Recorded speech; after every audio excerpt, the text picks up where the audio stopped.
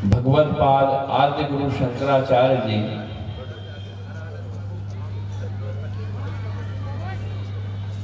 जिनको हमारे संत भाष्यकार भगवान कहते हैं, सनातन धर्म के उद्धारक, संरक्षक, संवाहक, इस भारत की भूमि को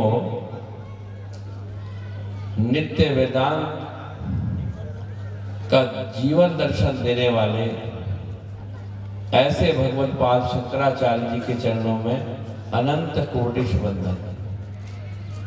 सम्मानित मंच और उपस्थित मन से या बेमन से जैसे भी आप लोग बैठे हैं, आपकी श्रद्धा, आपकी आस्था, आपके विश्वास, आप सबको प्रणाम।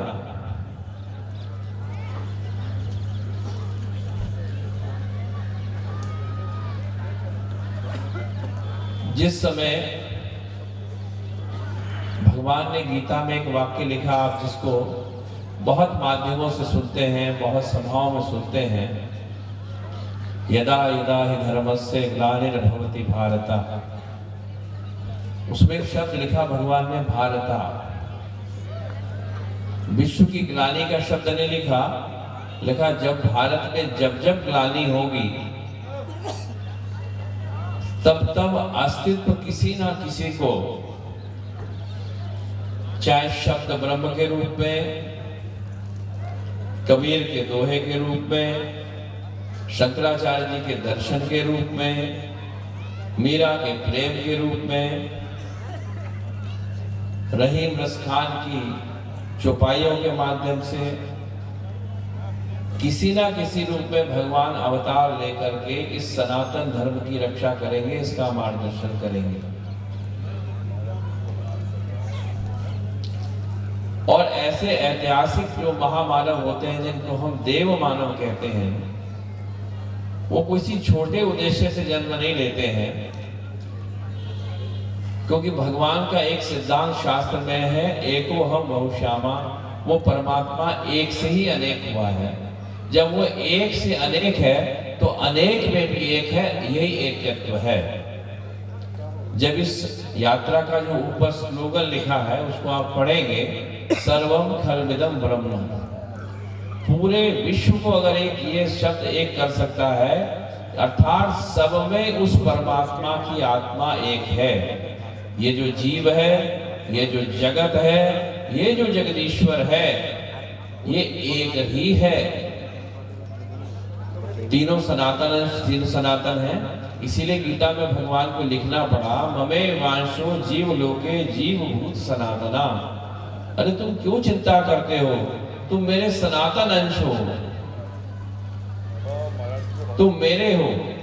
और ये संबंध याद दिलाने के लिए ही तो ये सब होता है, ये कथाएं, ये आयोजन, कि आपको अपना मूल संबंध याद आ जाए कि हम कौन हैं, किस लिए आए हैं, क्या करना चाहिए, क्या करना है।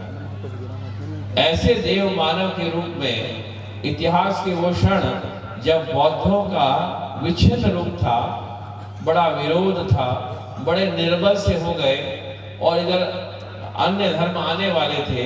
इसी मध्यकाल में तकरीबन अलग अलग है, कई जगह 2500 वर्ष है और कुछ ऐसा ही है जो जिन्होंने इसको काफी रिसर्च किया है। अब मैंने बहुत सारे रिसर्च पेपर भी बुलाए थे, तो ऐसा कुछ 2500 वर्ष पहले कालनी में एक बालक का जन्म हुआ और बालक के जन्म में बड़ी अद्भुत घटना है। जो बालक के पिता थे शिव गुरु, उनकी माता अरयम्बा, जिनका नाम था विशिष्टा देवी, उन्होंने भगवान से प्रार्थना करी। बहुत वर्ष हो गए, अवस्था बहुत उनकी ऐसी अवस्था होगी जिसमें बालक होना भी कठिन था, लेकिन उनकी मन में इच्छा थी कोई बालक हमारे घर में जन्म ले। तो उनके यहाँ आद्य भगवान शंकर ने स्वप्न देके कहा कि शिव गुरु, मैं ही, अब तुम चाहते हो मेरा जैसा कोई पुत्र हो तो मुझे ही आना पड़ेगा।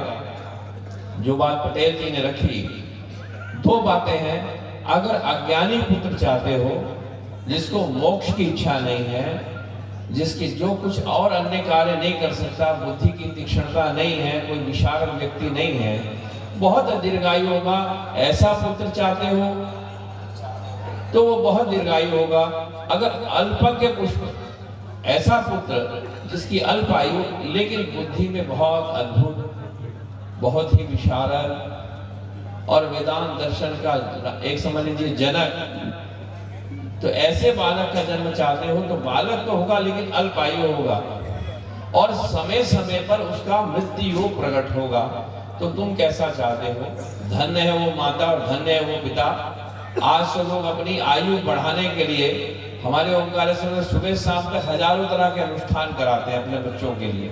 उन्होंने कहा नहीं, हमें ऐसा पुत्र नहीं चाहिए, हमें तो ऐसा बालक चाहिए, भले ही वो बहुत थोड़ी आयु हो लेकिन वो समाज के, देश के, विश्व का और पूरे हमारे इस परिवार का जो है कल्याण कर सके। भले अल्पज्ञ हो लेकिन ज्ञानी हो। ये शब्द कहा ज्ञानी हो। भगवान ने कहा तथास्तु, आपको ज्ञानी पुत्र की ही प्राप्ति होगी। और ऐसा माना जाता है कि वैशाख शुक्ल पंचमी में आद्य गुरु शंकराचार्य जी शंकर के रूप में स्वयं शंकर ही प्रकट हो गए। प्रकट होने के बाद 3 वर्ष में ही उनकी भाषा मलयाली थी और मलयाली भाषा में वो धीरे धीरे जो उनका अध्ययन हुआ, जितने ग्रंथ उनके घर में रखे गए थे वो उन्होंने सब याद कर लिए। और शंकराचार्य जी को एक शब्द सुना कहा जाता है, वो श्रुतिधर थे। हमारे यहाँ 2 चीज होती है, श्रुति और स्मृति। जिसको सुन के व्यक्ति सीख सकता है उसको श्रुति कहते हैं, और जिसको पढ़ के सीखता है उसको स्मृति कहते हैं, जिसको स्मृति में रखना पड़ता है। तो बहुत से ग्रंथ श्रुति ग्रंथ होते हैं, बहुत से स्मृति ग्रंथ होते हैं। तो श्रुतिधर थे, जो सुनते वो याद हो जाता। धीरे धीरे एक दिन वो उसी समय में एक दिन भिक्षा मांगने के लिए गुरु घर से गए। तो उन्होंने देखा कि रास्ते में एक महिला, बहुत गरीब महिला के घर पे उन्होंने दस्तक दी। वो आई, उसने कहा भाई बालक, मेरे पास तो कोई भिक्षा नहीं है गुरुकुल में तेरे को देने के लिए। तो उन्होंने कहा माँ कुछ भी दे दे। और उसकी दशा को देख करके इतना आर्त हृदय हो गया उनका, इतना अंदर से वो करुणामय हो गए कि भगवान इतना कष्ट है संसार में लोगों को। तो कहा माई कुछ भी दे दे। तो एक सूखा आंवला वो लेके आई और उस सूखे आंवले को शंकर ने अपनी भिक्षा पात्र में डाल लिया और भगवती लक्ष्मी की स्तुति प्रारंभ कर दी। कहा मां तुमको इसके लिए कुछ तो देना ही पड़ेगा। मां लक्ष्मी प्रकट हो गई। कनकधारा स्रोत, बहुत सारे पंडित बैठे हैं, सबने पढ़ा होगा। तो कनकधारा स्रोत वो जो है उसकी स्तुति करी। लक्ष्मी जी प्रकट हुई। लक्ष्मी ने कहा इसका कोई पूर्व पुण्य नहीं है,